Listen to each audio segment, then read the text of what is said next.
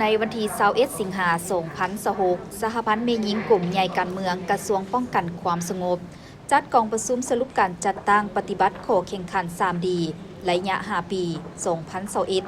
2021-2025 และปาฐกถาวันสั่งตั้งสหพันธ์แม่หญิงลาวครบรอบ 71 ปี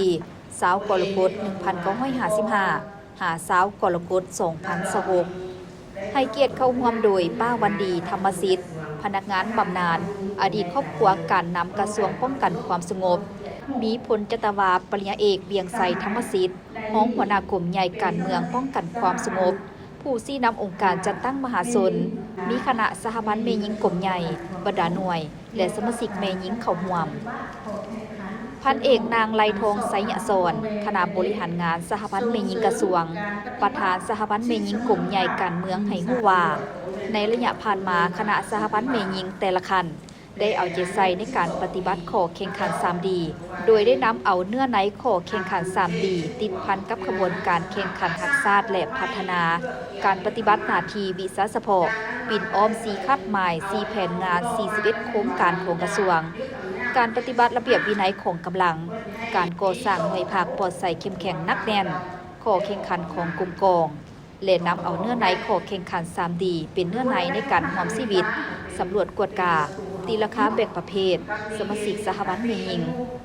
ผ่านการจัดตั้งปฏิบัติข้อแข่งขัน 3D สั่งรวมแล้วในระยะ5 ปีผ่านมามีจำนวนสมาชิกสหพันธ์แม่หญิง650สหายเข้าร่วมคัดเลือกประเภททั้งหมด363สหายในนี้พลเมืองดีมี363สหายพัฒนาดีมี356สหายสร้างครอบครัวดีมี356สหายบุคคล 3D ประเภท1มี356สหายบุคคล 3D ประเภท2มี8สหาย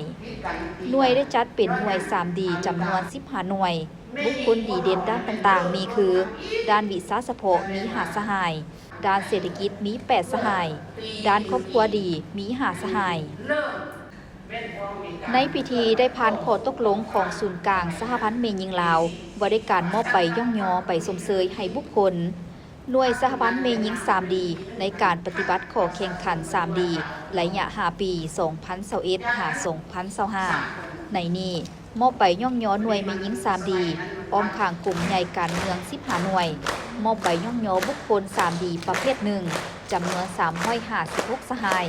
ให้เกียรติมอบโดยพลจตวาปริญญาเอกเบียงไซธรรมสิทธิ์ห้องหัวหน้ากลุ่มใหญ่การเมืองป้องกันความสงบผู้ที่นำองค์การจัดตั้งมหาชน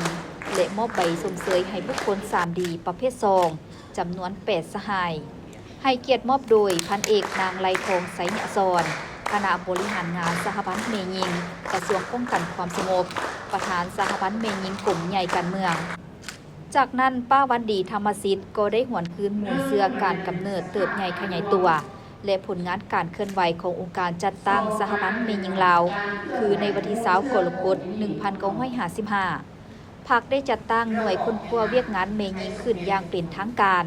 ซึ่งเป็นต้นกำเนิดองค์การจัดตั้งสหพันธ์แม่หญิงลาวในปัจจุบันภายหลังได้รับการสร้างตั้งขึ้นสหพันธ์แม่หญิง